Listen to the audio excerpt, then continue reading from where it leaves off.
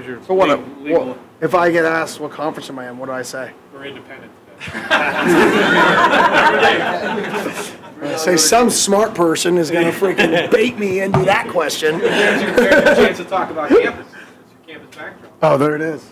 Campus backdrop.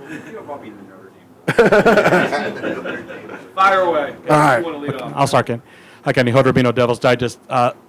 You probably feel this is the most important time of the year, the end of spring practice until the first day of fall camp. I mean, maybe not a lot of football practices, actually no football practices, but just a lot of informal workouts, a lot of weight room, and a lot of the team really coming together. How would you compare just how you feeling today compared to this time last year with all the work that was done between April and August? Yeah, I mean, I think it's year two. I mean, drastic difference of progress. People where they're supposed to be. It's just the minimum standard people are hitting.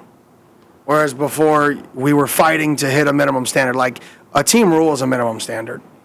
So when somebody breaks a team rule or doesn't hit a team's minimum standard, like, those are issues. Those are real problems in a program. We don't have many minimum standard issues. So now the challenge is, how do we get this thing to where we actually want it to be, where, and that's the hard part. But we're definitely, from the minimum standard standpoint, it's not even close. And from the depth of our football team, the depth and competition, I mean, everybody's going to compete. I mean, we can actually compete in fall camp, and it's not like I'm the starter, and not many people are the starter. I mean, it is going to be a fun fall camp because of that. Fall camp, a little bit different. I think our guys need to train and learn how to respond to adversity still. I think that's still an area that isn't necessarily a strength for us, and that's how you learn how to win, is respond in tough moments. So we're going to structure practice a little bit heavier in the first 11 days. We're going pretty much one day off like you have to by the rules, but we're going the maximum amount of days in the first 11 days. And then we're going to take a lot of our off days leading up to camp or leading up to game prep, a lot of our off days. So the first 11 days are going to be difficult, hard, strenuous, mentally challenging to wake up. It's like 10 days out of 11 and go practice. And that's by design. And then try to take off their bodies as we start to get to camp, as we start to get to season time. Kenny, Scott Bordeaux, ASU News. What's your earliest memory of Camptown, Arizona, and what's your favorite memory of Camptown, Arizona? I mean, it's more just I don't know if there's a memory. It's more just the legends that get told, I think, are awesome to hear people. And, I don't want to get too much into it, but it's just the climbing of the mountain with the guys. And like last year we climbed the mountain, and I remember Keith Abney's up there with SIP, and they're like on the top of this mountain that they climbed and looking over. They're like, I've never seen anything like this. They're from Texas. They don't see that. They don't climb a mountain. They don't look down. And it's like those experiences of Camp T are just so unique that it was a first. It was something that they'll remember forever. And I think that's kind of what bonds people together are moments. I talk to the guys a lot about moments. Life is all about moments. If you're miserable in your daily life, you're going to be miserable. You may have moments that hide your daily life, and people search for moments to disguise their misery. But at the same token, moments are what you remember. And our job is to live a life that you're happy and joyful and you enjoy what you do. And then you have these amazing moments on top of it. And I think Camp T is a moment that they experience that they remember forever. It's not a normalcy. It's not what they do every day, but it's a moment that they remember. Kenny, we just talked to some of your guys in Leadership Council, but I understand you named that the Pat Tillman Leadership Council. Yeah, so we reached out with Doug. We reached out to the Pat Tillman Foundation, and we asked them if it was okay if we rebranded our Leadership Council as the Pat Tillman Leadership Council. They were for it. And, Doug and ASU football have been working with their team.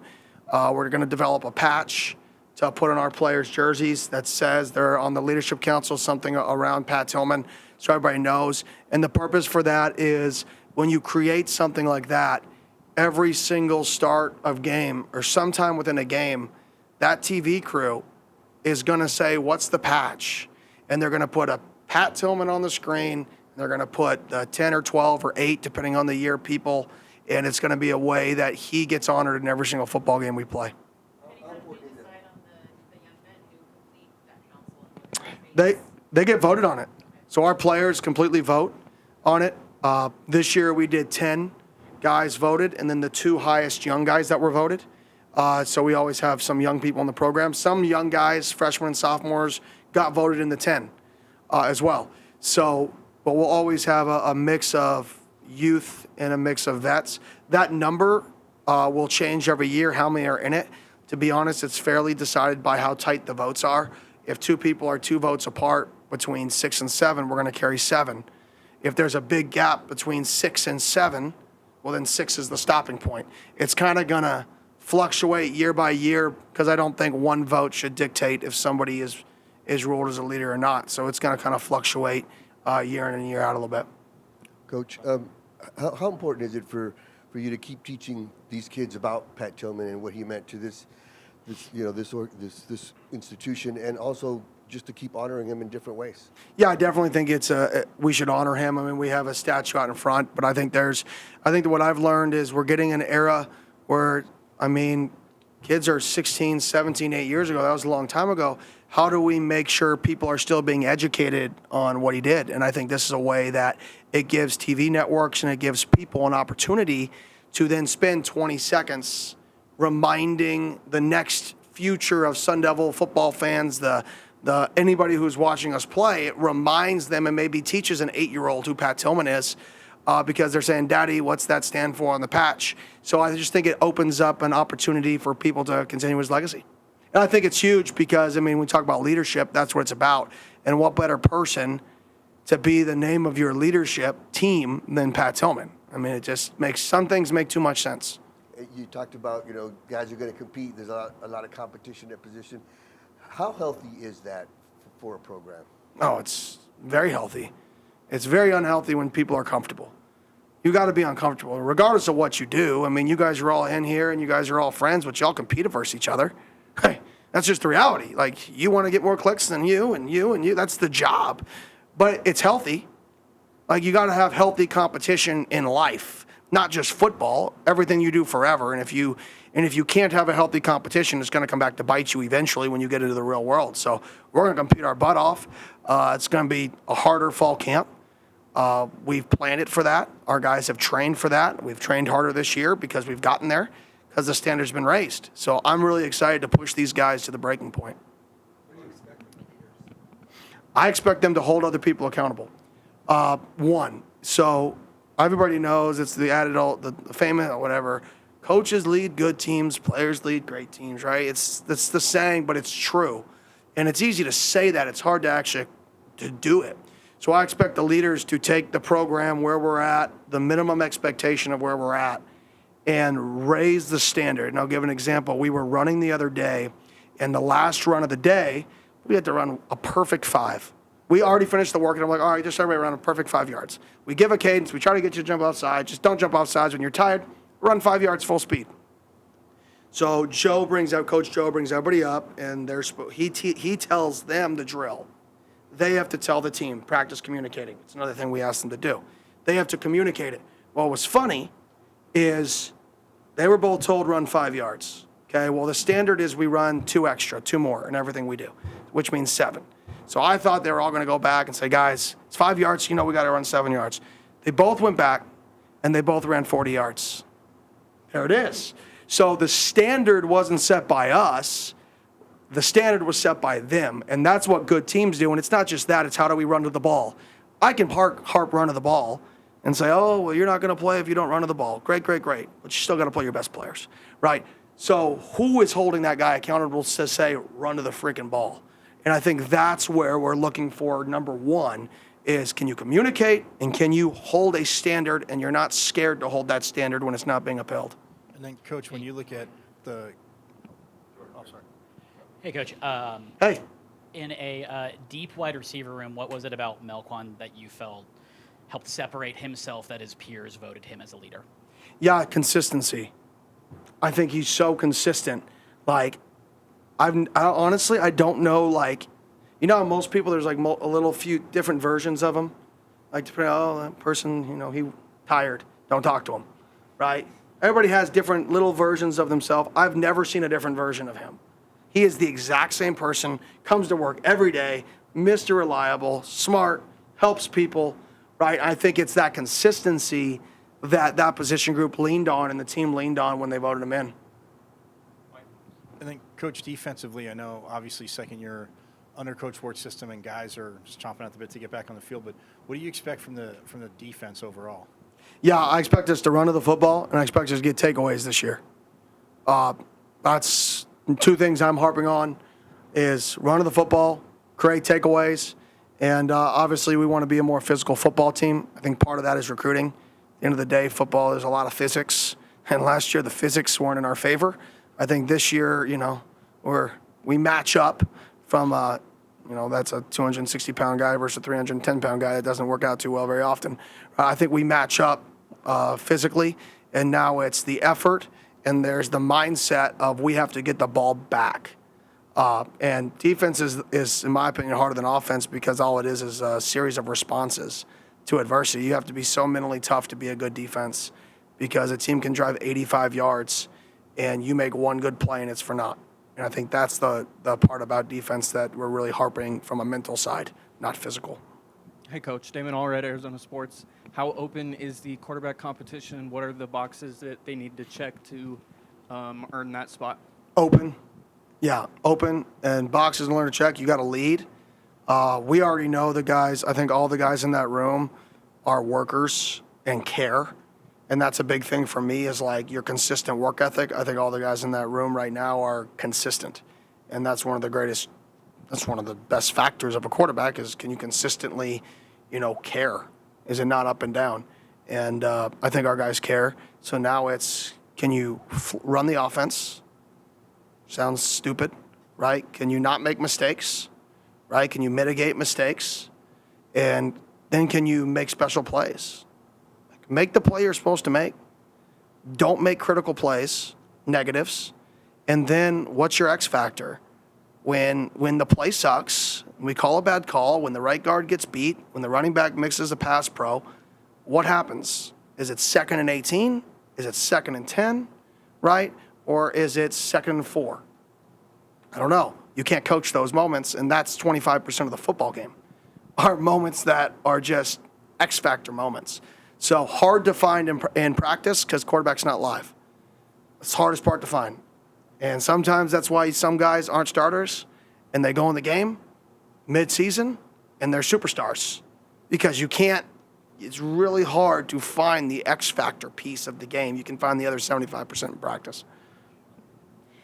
CJ Fight is one of the younger guys on that council you were talking about. Can you talk about his maturation both from a playing standpoint and from a leadership standpoint? Yeah, from a playing standpoint, he's so strong, and he's just getting stronger. And I think how he's maturing is when you're a 300-pound strong guy in high school, you take the guy in front of you and you just move him backwards, and you sack the quarterback, or you tackle the running back. In college, you have to have moves, you have to have technique, you have to be able to use your strength. And I think the biggest thing for him is he has taken his strength and what he's learned through last season and said, okay, Coach Reynolds is in here. I have to be better fundamentally. I actually have to work pass rush moves. I can't just bull rush a guy every single snap, right? People are good in college. I have to have a pass rush plan. So I think from him, it's his pass rush plan. I think that's what he's preached. That's what he's tried to work on. And then from a mental leadership standpoint, CJ's not the loudest guy. CJ's like a little bit quieter, but I think he's starting to pick and choose his moments where people listen. He's picking and choosing his moments to say something. He's not going to be the guy like X who's talking all the time and constantly motivating, right? But he's going to be the guy that in his moment, he will set a standard. And I think that's part of being young, but that's part of being on the council is learning when that moment is right. Is that moment right when it's a senior who's starting on the other side, the ball's doing something wrong? Probably not, because you're a sophomore. He's a senior. Is that moment right when it's maybe somebody your age doing something wrong? Yes. It's having that plan for how can I lead at the stage of my career, and then I can grow as that leader. And I think he's starting to do that. I mean, he was voted on the leadership council. It's as simple as that. I mean, the dude was voted to be a leader of the football team. And I think anytime you're voted to lead a team in the Power Four conference, right? Like that, where's Doug? I thought he would have approved that. In the Power Four conferences, that tells you everything you need to know on where you stand. Those guys listen to him. They respect him. They search his leadership. And I'm very, very happy to have him on our team. He's a Sun Devil. Coach, we talked a lot last year about the defense playing well, but especially at the beginning of the year, not being able to force those turnovers. Now that you've had some time away from that season, able to look back, is there anything that you can attribute that to that you can now apply for this year moving forward, or was it just one of those? Yeah, things? I mean, from a coaching perspective, we're just harping on balls in jeopardy on offense, and we're harping on ball disruption on defense. Tip balls, a lot more tip ball drills, try to force interceptions. And then part of that is you recruit to guys with ball skills. So, we're strategically trying to recruit guys like Plaz Johnson. Plaz Johnson played both ways. He's playing corner for us, right? How many guys, punt returners in high school? If you're an elite corner and you don't punt return in high school, is that because you struggle catching the ball?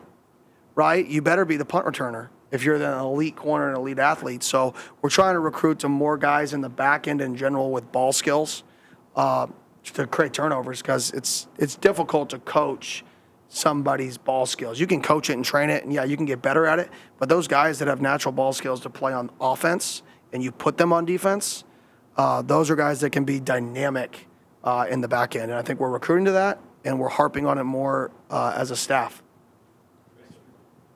There's only 6 scholarship players still on the team that were on 2022 team. What does that say about just the rebuild or the state of college football, or what do you make of that? Yeah, I mean, at the end of the day, is that how we want the attrition to be? No, not at all. Was that necessary to get to where we are right now, which is, I think, a good place, and getting better? Absolutely, yes. I mean, and sometimes what people forget is it's not one-sided, it's dual-sided. We've lost people we didn't want to lose, and we've lost people who didn't fit, showing up 5 minutes early and wearing their same gear as everybody else. And I think it's just the combination. Then we only had, 40-something guys on scholarship, or maybe high 40s on scholarship when we took over. So I think it's just an accumulation of the situation we were in. I never dreamed that would be the case when taking the job. It wasn't like the plan was come in, let's get rid of everybody. That wasn't the plan. It just kind of happened very, very naturally throughout the process. That's it. It just happened. Hopefully it doesn't happen in the future. Hopefully we can sign high school kids to replace high school classes, sign transfers to replace transfers, and be very, very consistent with it. But rules change every day, so. Coach, obviously an extra day of Camp T, so I got to know, any chance you go looking for snakes with Clayton? No. Absolutely zero chance I go looking for snakes with Clayton. I hope Clayton doesn't go looking for snakes with Clayton. Never mind. I'm not going to get started on Clayton and his little snakes and stuff. Hey, Coach. As your coaching philosophy has evolved over the past year and a half or so, how have you seen the team evolve practice to practice, day to day, along with kind of your evolution? Well, I mean, our philosophy hasn't changed one bit. I mean, the plan hasn't changed one bit from a player perspective with what it takes. Do we have to change things around it based off of rules as a staff? Yes. But the culture of what we're trying to instill in these guys, that hasn't changed at all. What I've seen is people starting to understand it, people starting to hit it, like I alluded to earlier, hitting the expectations, the minimum expectations of it. And like I said, I think that is the beginning of where you can go, because until you hit the bar, you can't raise it. And I think for a year and a half, we've been trying to hit the bar. And I think this spring, really, we started to hit the bar. I think this summer we consistently hit the bar. And there's only so much we can do. I think now it's how do we coach our best players, how do we coach our leaders to keep raising the bar beyond what a coach can do. And I think that's the greatest challenge, is can you coach your players to raise the bar, right? You can't coach 105, and set a new bar, you've got to get your players to buy in and your best players to buy in and your top 15% to set the bar so high that everybody is trying to get there. And I think that's where we're at now, is we've hit a minimum expectation. How do we get higher and higher and higher? And that is extremely player-driven, and that's our challenge. Can we get our top 15, 20% of our guys to keep raising the bar and not be satisfied? Coach, when you talked about Trent, you said he's a Sun Devil, and the guy really is, because he wants this program to win no matter what his role is, whether it's a starter or a backup. How valuable is it to have a guy in your program like that where you can point to, like, look, this guy's doing it the right way and wants to win no matter what? Yeah, it's unbelievable, because he is going to give, especially in the leadership council, and when I ask him questions all the time, I lean on him a lot just because the guys trust him. He's a leader. He's super intelligent. He actually coaches, because he coaches 7-on, so even though it's not the same, he knows what it's like for people to look at him a little bit, so he has a little bit more insight to the other side than maybe another player on our team. So I lean on him a lot, and he doesn't speak often. He'll speak, but when he speaks, he's usually right. He's one of those guys that, like, when he speaks, he's usually right. He's not going to give a half opinion. I think we could do it like this. He's going to say, this is what I think, and he's usually right, because he really picks and chooses, and I think that's what's going to make him very successful in football and coaching, is he's not scared to listen to people, but he's also not scared to give his opinion. And that balance of listening while also being willing to speak is very challenging. Usually you either speak a lot or you don't speak. It's very hard to have a person who's willing to listen when they have ideas, listen, and then strategically give answers when they feel really, really confident. And he's got that skill, and that's something that's really, really hard to coach. Coach, you talked about the players needing to raise the bar as kind of that next step, but what are some of the things in your mind that are kind of the next steps for this program and these players to be able to do that and take this program to a different level? Responding to adversity, bad situations. When bad things happen, are there 9 guys saying, oh, come on, we got to do it better? Because that's just 9 guys complaining. They're just complaining through saying, let's all do it better. That's not responding to adversity. That's coming together to complain in a unique way. It's how do you get 1 to 2 guys to say something, and it locks a football team in to achieve the common goal of just lining up and running 5 yards, or just lining up and making sure the nose guard crosses the face of the center on a stunt. How do you do that? And I think with my leadership council, it's having a few guys, not everybody on the leadership council, but a couple who have that personality, because everybody leads their own way, to say, smart, tough, lock in. Be smart, whoop somebody's butt, be tough, go make the next play. And if we can respond to adversity with a mantra in a way that everybody gets to the same place, we're going to have a chance to succeed. And that's one of the hardest things to do, whether it's good or bad, is when people have success and people have failures, everybody's mind goes to a different place. Some people go to making excuses. Some people are too hard on themselves. Some people blame somebody else. Some people blame the ref. Everybody goes to their own space. How do you get everybody to go to a unified headspace? And that's the challenge this fall camp, is how do we get everybody through good and bad to go back to the same rallying cry where we're all in it together, we're all thinking about the same things. And if you can get that, then you're going to be a team that wins close games, and you're going to be a team that responds to good and bad. And that's what we're challenging our leaders to do, is don't always yell. How do we get our guys back to that rallying cry when good and bad happens? We don't need cheerleaders, we need football players. Kenny, you have a lot of talent in your running back room. Could you share with us your pre-fall camp overview of the position group and how you envision those guys being utilized this year? Yeah, well, Scat's been unbelievable. The growth Scat's made mentally and physically with his body. I mean, I think it was 217, 218. I don't know what he said. He may have told one of y'all. I haven't looked at the weight sheet for today, but he's got his body down about 10 pounds from last year, stronger than he was last year, faster than he was last year. And they have him like 89 or 91 or something speed in the game. I'm like, based off last year, you should have been like an 84. But if they're currently tracking him, they're fairly accurate. But I don't know how they got his accurate speed up to date, but good for EA. But the other guy's Ralik, super dynamic, fast. He showed up not in shape. He's now in shape. He can now carry the ball probably more than twice in a row. Got to take care of the football. If he can take care of the football consistently, he's going to be dynamic. You have Sip. He's a guy who ran, I think it was 10.6 in high school. You can still see that. He's getting bigger and stronger. Alto, who's new. DeCarlos. Alto is very fast. DeCarlos, who played a lot of games for us last year when he wasn't injured, he was very productive. So that room's deep. Top to bottom, we got versatility in the room. We got different types of players, which is fun. And we got to find a way to put them on the field. Coach, as someone who started coaching at a young age and just kind of thinking about Trenton's next step, he's expressed wanting to coach. How do you see those traits and characteristics in a young player, and do you see that often in your players and your athletes, like the coaching gene or talent skill set that it takes? Because you can know ball, but to communicate it and teach a group of young men, it's different skill sets required. Yeah, I think being able to, like you just said, teach, so speak, right, in a way that people can understand, right, because everybody learns differently. So I think the ability to say things, it sounds simple, but just speak in a way that people can articulate you and be able to explain things to different people different ways. Tell this person 12 yards, snap the dig, but if there's a Mike linebacker there, run a curl, and tell another person, because you know he's learning who a Mike is, that, hey, snap the dig. If you see somebody back there, just curl it up.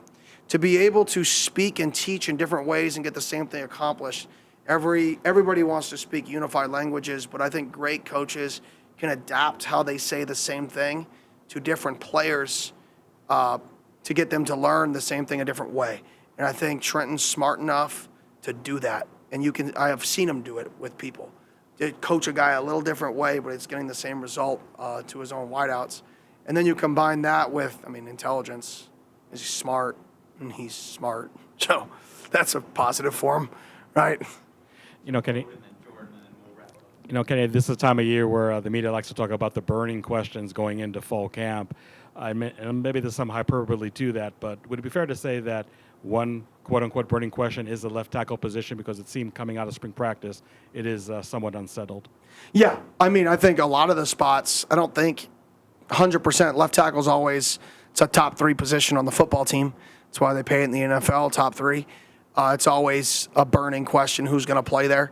But I think we have a lot of spots. Who's going to get a lot of the reps at running back? Who's going to start at wideout? Who's going to start at tight end? Other than Leaf and Ben Coleman, who's going to start up front? On the D-line, who's going to start at edge? Who's going to be the other D tackle next to CJ Fight? I feel pretty good about CJ. Who's going to be the other guy? What 2 linebackers are going to start on the field? Holy cow. What safeties are going to start on the field to start the season? What corners? We have so much more depth that we get to have these conversations, and they know they have to push themselves, and they know we're going to play the best players. And I think that's what's fun, is these guys feel it. They know it. They're embracing it. And I think that's what's going to be exciting about fall. Hey, Coach, with NCAA 25, I know we've talked plenty about it, but are there actual things players can use that as a tool in terms of game prep, or, kind of familiarizing themselves with the game, or is it just? Yes and no. From a very, very fundamental standpoint, if you look at the game and you see cover 3, could a kid with no knowledge, maybe not our level, but maybe a 6th, 7th grader look at it and be like, oh, cover 3, that person has this blue area and this person has the purple and this person, and you can learn what those areas are. That's 100% real, that a very beginner level person could learn it. I don't think from that perspective our guys will learn anything. Can you see a cool play? Yeah. Of course, just like Twitter. You can see a cool play that you're like, oh, that'd be cool. How to apply it? Are they going to learn how to do it? No. Plays aren't about cool plays. They're about application of plays. So, yeah, they'll be able to see cool little things, but they're not going to know how to apply it. I would say where the game can be an advantage is kind of, what we're doing a little bit is we're creating our playbooks in the game for our guys to play with. And the verbiage isn't the same, but if they're bringing field blitz and playing two trap behind it in the video game, we may call that wall, two wall, and they'll be able to say, oh, we call that two wall. Okay, that was a rep they got. They at least saw a picture and correlated it to two wall. We don't call it two wall, by the way. An old place called it two wall. But that mindset, yes, you can definitely play. It's the reverse of draw the coverage. Here's the coverage, say the call. So yes, we are creating playbooks to where they should be able to correlate it. Is it perfect? No. I mean, are we a true thirds team? No. And do they have match thirds in the game? No. Right? So that doesn't work. But there may be some things that do correlate, and they'll be like, oh, that's whatever, Wichita. Cool. Like, that's a rep. So yeah, we do use it a little bit, but not for like the fundamentals. It's more for like Pictionary, is the matching game. That's how I would claim it. Thank you, Coach. Thank you. Have a great day. Those that are sticking around for Missy, she'll be in a few minutes.